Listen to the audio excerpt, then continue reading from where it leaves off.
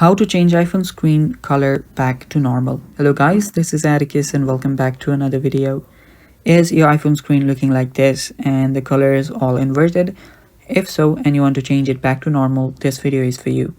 So the process is really simple. But before we begin with that, if you guys are new to our channel, head down below and hit the subscribe button so you don't miss out on our future videos. Also, press the bell icon so you get notified when we release our new videos. Now what you'll need to do to change that screen back to normal is head over to your settings. After you're on your settings, simply scroll down and go to accessibility. Under accessibility, you'll find the vision section.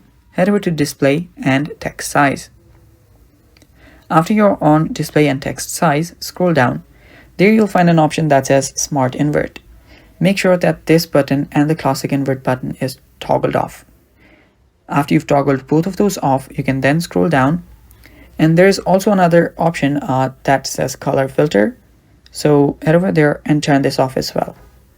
After that, your iPhone screen will turn back to normal. And that's it for today.